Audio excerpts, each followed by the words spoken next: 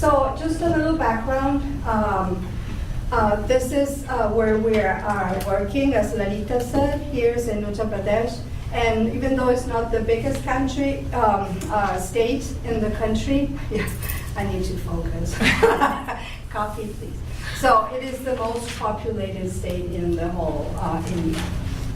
Also, it's the most backwards in various aspects, in maternal mortality and children's health and illiteracy for women. So it is, usually when I meet people at the airport and they ask me, where are you going? I said, to India. Where to? I'm going to UP. I said, why? There's nothing actually people don't go as tourists to UP. So then I have to explain it, then it makes kind of sense, but still they're doubtful, especially Indians, when I say that I'm going to UP. So, but still that's where our work is taking place. So India is the highest milk producing country. People think this is US. The US is only if you count cows. But they have a lot of buffalo milk. And so if you put that all together, then there's the highest milk producing country. When somebody from agriculture goes to India to see how the dairy production is, they're clueless, and it's hard to grasp because as different from the U.S. or overall U.S. production, where you have average farms of 100 cows or so forth, to factory farms of 12,000 cows.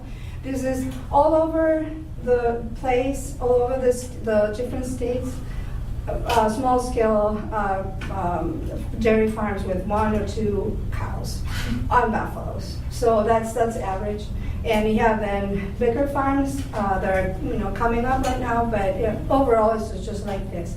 And women are the primary caregivers. So it's a complete change of mind, but that's what it is. So if you think about, as I said, Uttar Pradesh, in the whole country, this is the highest producing milk state. But still, the malnutrition and mortality rates, it's really high. So it makes you think what is going on. Lots of politics, I'm assuming, but that's what it is, and it's kind of shocking.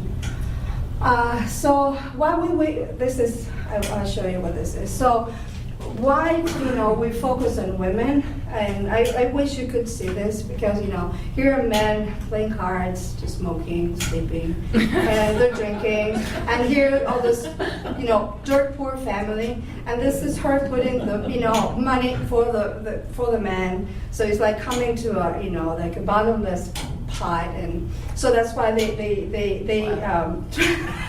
and it's given by a man, as you can see here. See, they kind of acknowledge that situation, the men that work for this Gandhi Trust. But it's kind of a funny thing. And here, I was looking for this to take another picture up close, and here you can see, like the goddess, but instead of being a goddess, like revered, just doing everything. Like a child in one hand, the cooking pot in the other hand, it's just like managing everything.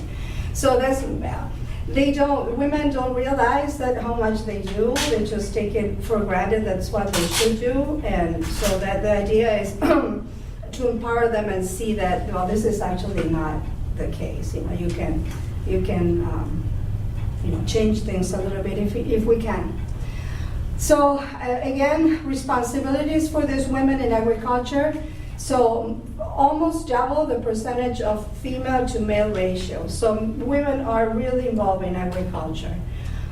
If they work in if there's some business in the house regarding to whatever industry they're doing is higher than men. But if going outside the household, men are out. So women don't go out to find a job. So they stay home and do whatever business they have, or just raise kids and do other things. And this is at the expense of education, leisure, and health. There's no notion of leisure. So you see men like they're smoking, drinking, and just idle, but never see women idle, sitting. It's not well seen, and they don't have time to do it. Again, high illiteracy level, big difference compared to men. And they're completely disconnected to the world. This is in the villages, and I'm not sure about the rest of the country, but they have no idea what's happening around. They from little kids, they get married, they go to maybe another village and live with their husbands, and that's their life. Not even their other female, neighbors. And they work longer hours, so that's the average workload is 12 hours, and usually there's 1 or 2 more hours than men. And it's always doing like multitasking, with a baby and then cooking, a lot of things. And again, this is super underestimated. That's what they're supposed to do, and taking it seriously that that's a job. That's everywhere, I think, but this is very well documented. And so besides that, they have the other responsibilities like cooking, child rearing, water collection. They have to, walk several miles to get water. If they don't have a pump or a well, then they have to gather wood for burning, for cooking. And so all this makes them unaware completely was what other opportunities they may have, because nobody reaches out to them, and they don't have the chance to go out and reach out themselves to see what's going on. So they're totally secluded. So we teamed up with RGMVP. That's an NGO that is based in UP. What they do is, especially, they organize women in self-help groups. I will explain what that is. And also, they help empower women through, forming these self-help groups, and also with bank linkages.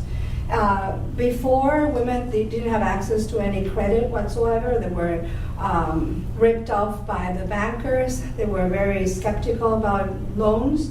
And with this system, they have access to bank loans and for basic needs, like send their girl child to school, to buy a piece of land, to build a house. And this are super happy with their Baroda, with their ATM cards, so they can go to the bank and get some money out. So I love it. So smiley, it makes you smile. It's so pretty. Again, what is the self-help groups for those that are not familiar with the idea? So they find that there are other women like them in the same situation. So I'm not alone, which is great, finding out that other women are just in the same situation and they can work together. Financial inclusion, as I said, bank linkages, they can borrow money and is in a safe environment. And also in the self-help groups, which are about 10 to 12 women in the same village, there's all kinds of caste, religions, and I've been told, like, when we go to the villages and we see them, they say, we're all the same here. It doesn't matter if you're a Muslim, if you're a Hindu, whatever caste you are, that's so fine. We don't have any issues. And also this empowerment that they find as a group makes them think that, if their girls have an education, they don't have to go through the same things that they did. That goes on and on. Then it's the solution. The solution comes from within. There's nobody telling them what to do. It's just, they meet and they just come with solutions for whatever problem they have. And then it's their own women, poor women that came out of poverty that explain to the other women how they did it. So it's more powerful than me, that I come from a completely different background that they cannot relate to, that, oh yeah, you can do this, you're powerful, you can do that. It's just another woman just like them, exactly the same situation, that came out of poverty with these resources and so forth. So this is really powerful. And if you've been in India, I couldn't believe that this was true, that this existed.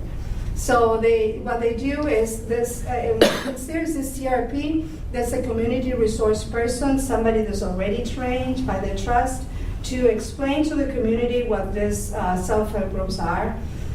So they get together, they divide in groups of 10 to 15, and then they get training on how this works and what the advantages they have if they form this group. So, things like this happen. Being a widow in India is like not good. So when this happens, and she belongs to a self-help group, you get help. She got help, seeds and food and clothes and a lot of support for her when she became a widow.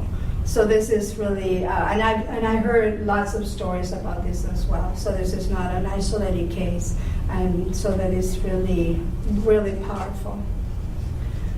So I like this, the rising tide lifts all boats, but I find sometimes that these poor women have this anchor really, deep, so whenever the tide rises, they sink. So, it's good to, give some tools so they can actually lift that anchor and come out of poverty, creating demand. So it's again, this among themselves, not something so that is sustainable and is not for somebody, us telling them anything. It's just among themselves. Whatever new technology comes up, it's up to them if they want to include it or not. So the farmers are in this subsistence farmers are 80% of the population. So there's no other way but empowering these women to get out of poverty. Some will with more knowledge or their lives can change, or they can go to the city and do some other things. But still, a lot will be stuck there. So the only way to help these people out is to with training and knowledge. So in 2008, we wrote a grant together with RGMBP to include livelihood trainings in agriculture. Then we're doing other livelihood trainings in candle making and embroidery, but they were not taking off. So we saw that this would be a good opportunity for growth. So what we teach is sustainable dairy practices, how to take care of a cow, how to feed a cow and take care of the calf, and clean environment, clean milking, and also soils lab. They were using lots of fertilizers, and that was toxic for them and for the soil, and soil were not productive. And also disease control and prevention. And this happened because RGMBP has this structure of self-help groups and village organizations, so that way we can reach a lot of women, and that was really great. So again, this is the situation. It's very basic, and they have a lot of problems. So they have poor soil, zero training, extension services are inexistent. We're very spoiled here in Wisconsin that every county has an extension agent. That doesn't happen in other states in the U.S., let alone in India. So nobody goes, so not even doctors go to the villages, so let alone veterinarians. So it is, they have no access to anything, and they apply old practices that don't do much. So this is what we try to accomplish to increase. There was a lot of diseases that could be preventable, so we look into those to tackle those diseases. And the bottom line will be to empower women so they can get out of poverty, and also food security. As we discussed, UP cannot cover the quota for everybody. So this is what takes place.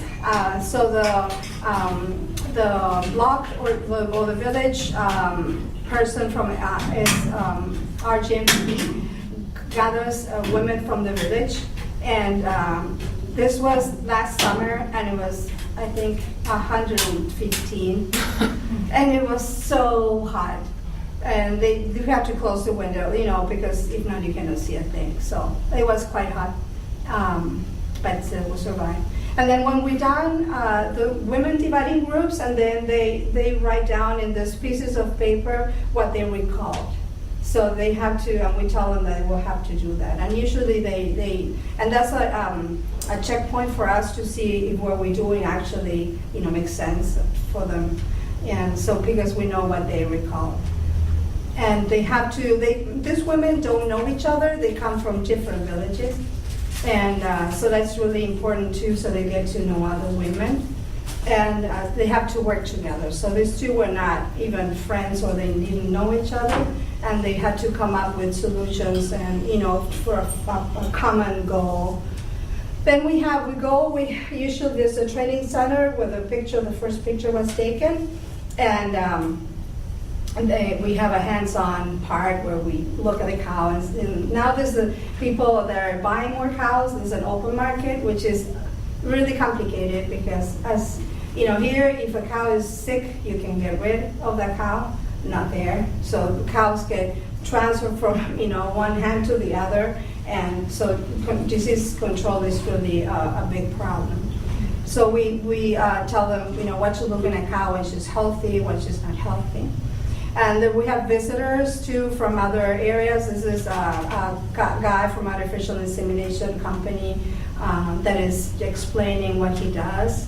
And then we go to the villages too and check again what are things happening, what new problems these women are having in agriculture. So this is really nice. So there's a lot of challenges that we go to. So food security, this is wheat and rice intensification systems to have more production, and in dairy as well. One woman once, one of these trainings, she came home out here in gender sensitivity. This is what I want to talk about.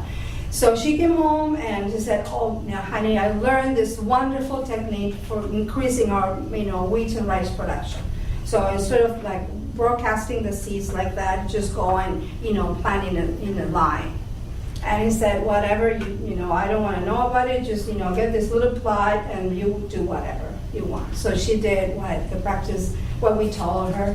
And she had like double production of the regular, system that her husband and mother-in-law had. So that's another one. So she was super proud, and then he started. She was in charge of that, so that's a good thing. So now they're going with male farmer groups, Kisan Samus, because they seeing that if the husband doesn't know. So they list all the things that women do, and that way they find out how many things they do, and they take them more seriously. So it's not only teaching women is halfway, unfortunately, in this situation. So also techniques, new technology that there is out there, and it's accessible to them. So all that brings a lot of empowerment to women. This is one of the things we do.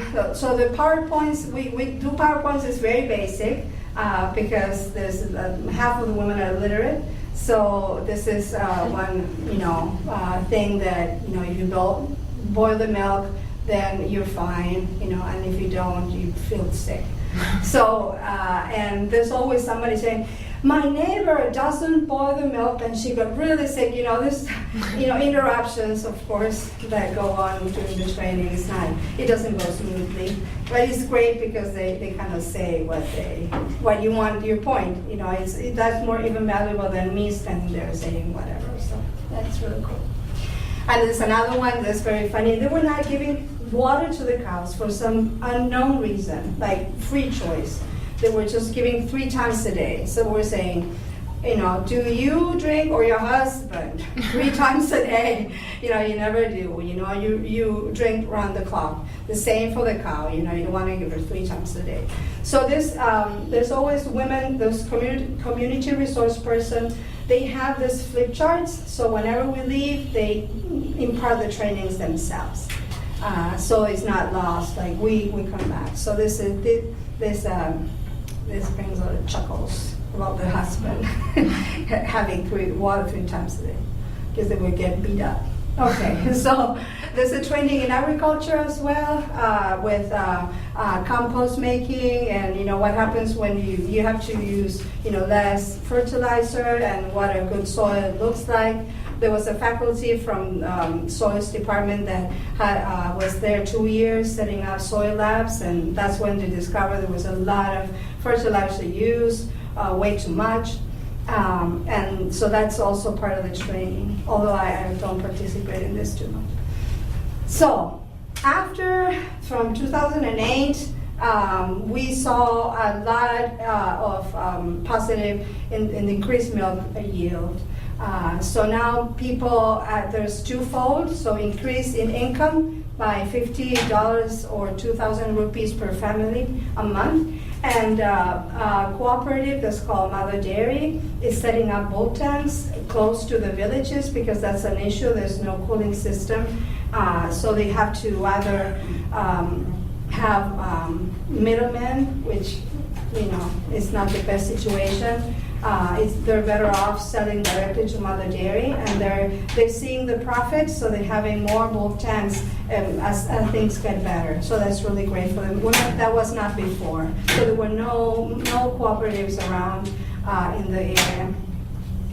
And also these trainings empower women a lot in the sense that they bring money to the house, and we feel that if they don't bring any money, they're not worth doing. They're not worth it in the family. So they feel great that they're bringing some money in, and also they also feel better among their village their family and among the whole village. So it's really powerful for them to do that. So definitely dairy to us is a vehicle of poverty reduction, seeing that works, that encourages them to do better management, having better cattle that produce more milk, just not indigenous breeds, or choosing better options for them. And we see that happening.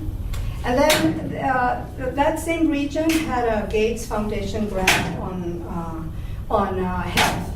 So they have behavioral change management, and so we see that with the dairy training, zoonotic diseases those are transmittable from human to animals and vice versa. And if you've been in India, you see there's like a child, a woman, a cow, a chicken, a pig, so everybody's just commingling, so that the disease transmission is really high. So we saw potential over there, and we'd like to explore this a little more. They have this health trainings again with a flip chart, and this was I was looking at this and I said, why is she carrying in a tray? This is what happens usually, so that you don't have to grab. If you're going to somebody's house and you bring water, you don't put your fingers inside. And instead of going out in the open, you should use your latrine. But again, so there are suggestions, and they will do it or not. It's up to them. And the same with washing and doing your thing. So this is a lot of work. And also another thing that came up is like child marriage. They're suggesting, why don't you wait a little, and then there's a really sad children get married, and then you're a little. Well, he's not very happy about it. You're better off getting married a little older. So all this training to the women, thanks to the Gates Foundation that funded all these things, are really awesome. They do this, the kangaroo, having your baby with you and breastfeeding, they're encouraging that. With this better milk production, they have better nutrition because they have better milk production, more milk available, they don't have to buy it, they produce it themselves. And they have a higher income from milk sales, so they can purchase food or get some more extra income. And also better health, less diseases, better health care, they can take the children to the doctor, and definitely more sanitary environment. That is a big deal. So we see this potential link over there. And then another thing that we've been looking at is the impact of global warming. India has the highest number of livestock in the whole world. And one of the green gases that is really damaging is methane. Methane comes from cows. So the idea is that with instead of having more cows and increasing the methane emissions, you can have less amount, more productive. So that's the bottom line. I see that's a big impact too. Again, they don't have to, because another thing that happens is women they usually don't own the land. The men are the ones that decide which crop to plant and where to, and they don't have ownership. So they have no idea what measures can they put in practice to mitigate global warming. They have, well, that idea is not in their minds either. And if they have, to harvest wood or whatever thing for their own livelihood, they will do it regardless of the environment, because of course they tend for themselves first, which makes sense. So the more education, the better. And again, livestock development as opposed to animals. So that's a good thing that is happening, like a side effect. And one idea that we have for the future is biogas. Biogas is a neat thing. So it's like you put a pit on the ground, like a container like this, bigger.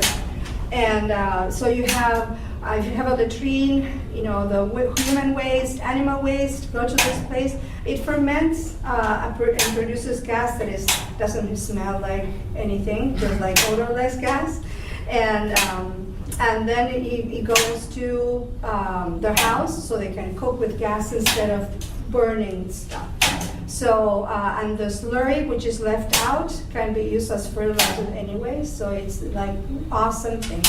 So the benefits, of course, are that no chopping wood, no buying any kind of fuel to cook, and no fumes. That's a big deal. Women sometimes they have to stop cooking because they have so much lung problems because of inhaling that smoke. Or, the houses, the huts are like this, no windows, so all that they just inhale that smoke nonstop.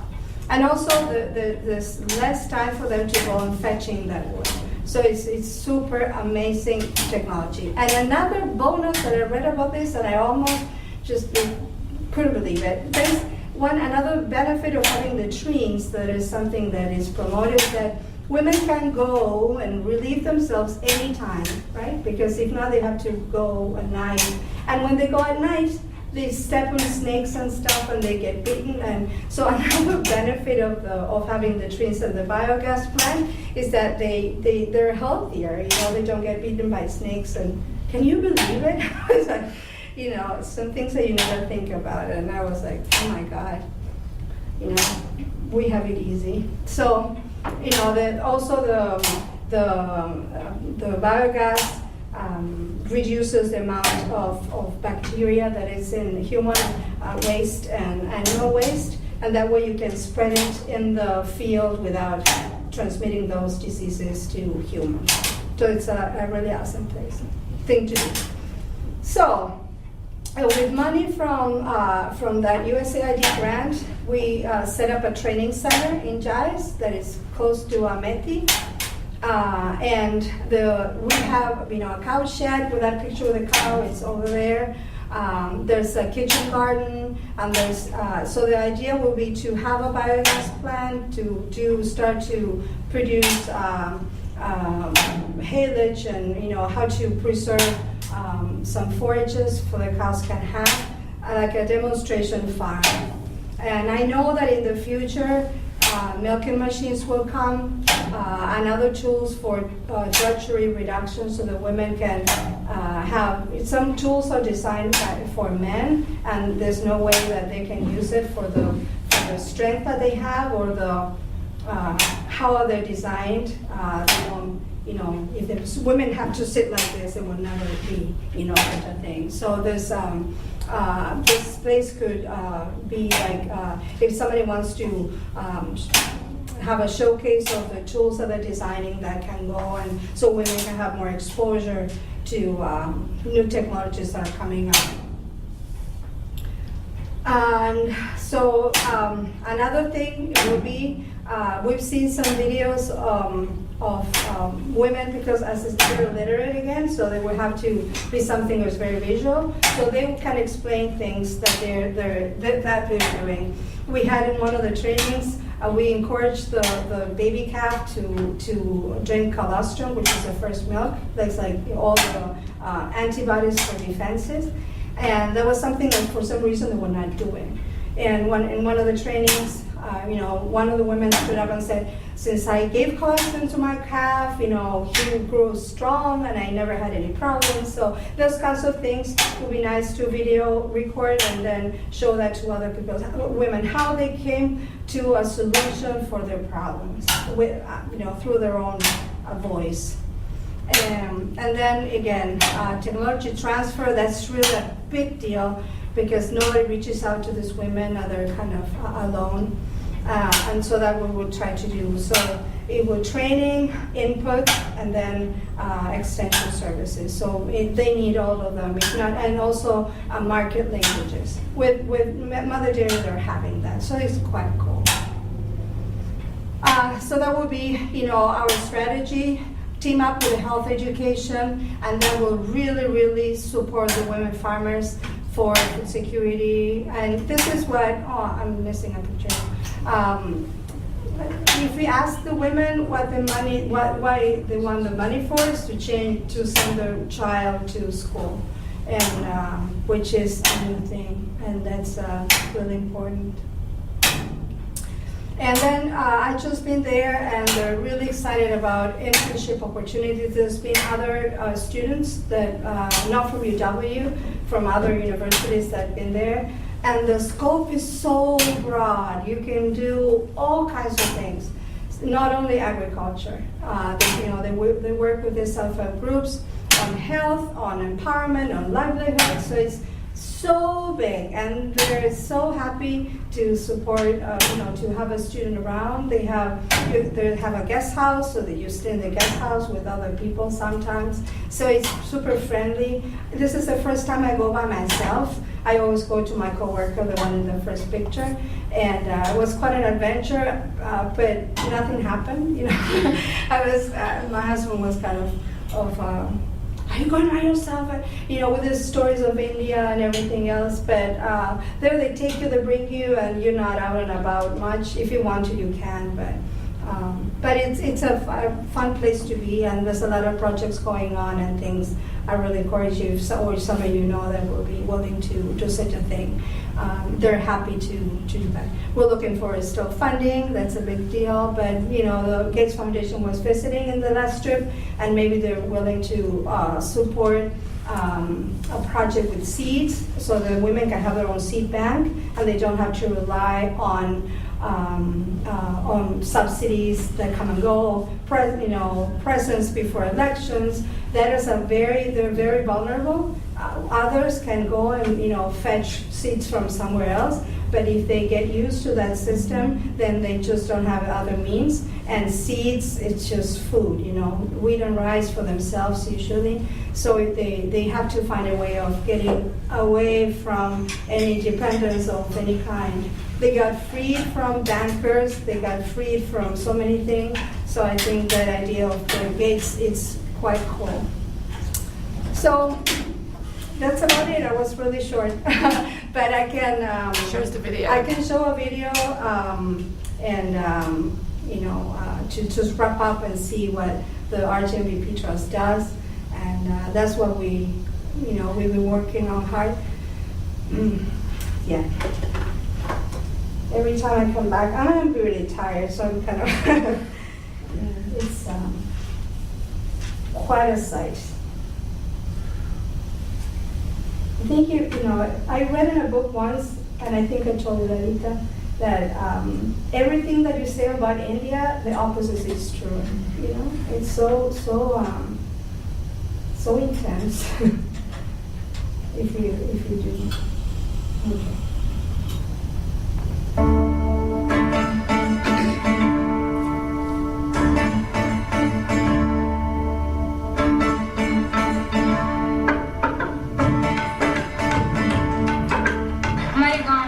Rajiv Gandhi महिला विकास परियोजना आई तो हम उसमें जुड़ गए गए, हमने सब बहनों 15 बहनों हमने इकट्ठी करके जुड़ गए हम। तो मेरे पहले समूह में हुई, मेरी जानती नहीं थी कैसे समूह का डाली है। मेरी बहन सब बोली कि आप समूह में हो जाए। मेरे पति नहीं होने देते कि नहीं तुम्हें समूह में नहीं हो रहा है, क्या करोगी तुम समूह में हो के? नहीं हमें बाहर नहीं जाने देना है। सबने बोला कि हम होंगे, सब बहनें बोली हमसे कि नहीं तुम चलो समूह में हो जाओ, हमारे लिखने की गाने कोई नहीं।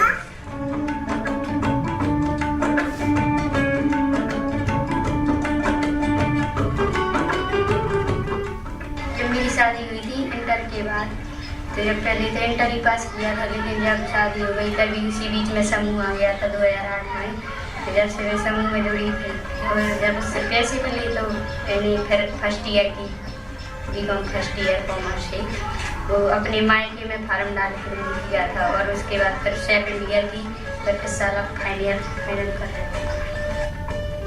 7,000 से सर मैंने 1,000 की मैंने दुकान डाली छोटी सी, और फिर मैंने और 7,000 की भैंसे खरीद के से मैंने उसका दूध बांधा, उसे दूध से फिर मैंने भी पैसा थोड़े करके उसको लौटाया।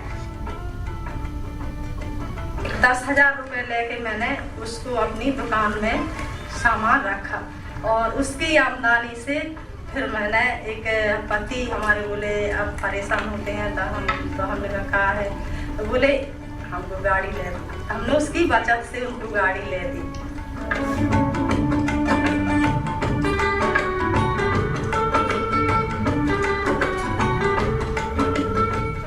ग्राम संगठन है और ग्राम संगठन से ब्लॉक संगठन है। तो हमारा है कि जैसे एक पाइपलाइन होती है सर, जो पानी की टंकी होती है, तो पानी की टंकी भले ही बनवा करके लगा दिया जाता है, लेकिन जब तक उसमें से कनेक्शन नहीं जोड़ा जाता है तब तक हमारे घर पानी नहीं आता है। समूह नीचे से उठता है, नीचे से हम 10, 12, 15 बहनों को जो गरीब परिवार होते हैं इनको सबको इकट्ठा संगठित करते हैं, और फिर इनको संगठित करके ग्राम संगठन बनाते हैं। फिर उसमें से 2-2 बहन जो ब्लॉक संगठन में जाती हैं, तो हमारी ऊपर से लेकर के नीचे तक का हमारी सारी जानकारियाँ समूह तक, सारी बहनों तक का पहुँच जाता।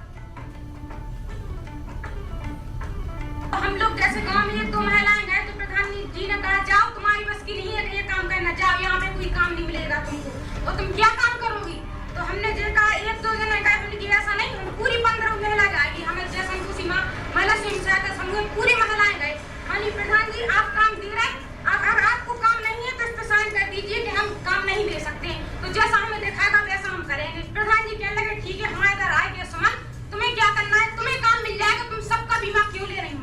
तो हमने ये कहा प्रधान जी से, नहीं प्रधान जी आप हमारा काम कर दोगे, आप हमें आप किसी चीज की रिश्वत दे रहे हैं, आप हमारा काम करोगे, हमारी सारी बहनों का क्या होगा? हमने की ऐसी बात है प्रधान जी, तो देखो हम लीड रहे पूरी महिला लेके, अब हम वीडियो के पास जा रहे हैं, उनसे कहेंगे सारी जितने जॉब कार्ड है सब प्रधान जी रखे और ग्राम सेवक रखे पूरे सबके जॉब कार्ड। तब उनने ये सोचा कि ये महिला तो वीडियो के पास जाएंगे, तो हम तो वैसे अब यहाँ जीते, अब हम पूरा पत्ता साफ भरला, तो फिर सबसे कहने लगे बस ठीक है समन जी इतनी बहनें हो सब बहनें आज जो पानी पियावे में लग जो गड्ढा खोदियो करियो सब बहना ना काम में लगा, और फिर प्रधान जी प्याले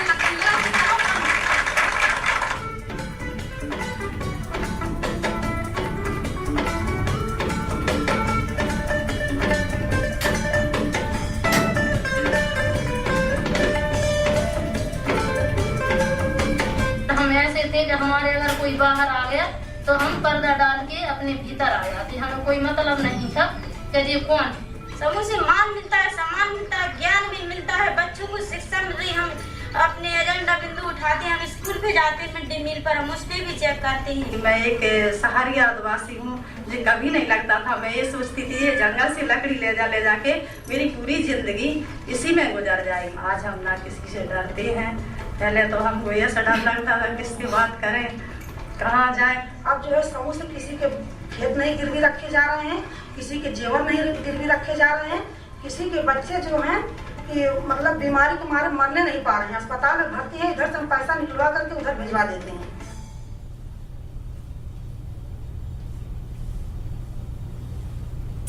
That's it. Thank you, Connie.